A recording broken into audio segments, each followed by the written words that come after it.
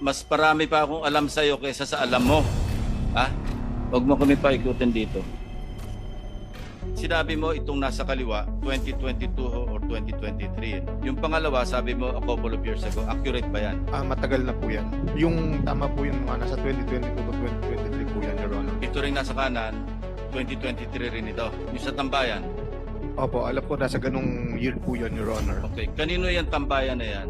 That's a house. That's not within the premises or compound of the DEO, di ba? Opo, wala po sa Kanino compound yan? ng DEO. Sino may-ari niyang tambayan? Kaibigan po ni Boss Henry Alcantara. Si Lauren Cruz, Opo, Your Honor. yung bagman niya.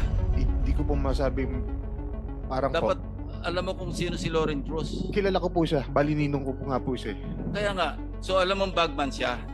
Kasi lahat ng mga dinodonate ni Henry Alcantara ng mga sasakyan kung kani-kanino, sa kanya nakapangalan yung invoice. Alam ko po. Oh, alam mo pala hindi ka nagsasabi ng totoo. Ang Your, sinasabi ko sa'yo, sabihin mo lahat yung totoo rito, wag ka na magpaikot-ikot. Your Honor, meron po akong isang papakitang Sige, picture go ahead, na go ahead. na magpapatunay na alam po ng boss ko yung tungkol sa mga pera. Meron pong picture dito na nag-aayos kami ng pera at kasama po siya.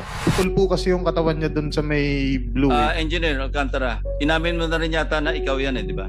Nasa picture. Nung Sa sa tambayan. Congress po, sabi ko lang po, hindi ko po matanda ko saan po, hindi ko po namin po. Paano mo mapapaliwanag ang litrato na ito na nandito ka, yung naka-blue na yan, na nagpaparte, ini-impake na yung limpak-limpak na salapi. Di ba? Nakunan ka ng litrato na ikaw mismo, ikaw ang nag-supervise kung paano i-impake, kanino ibibigay. Definitely, yung mga naka-karton na yan.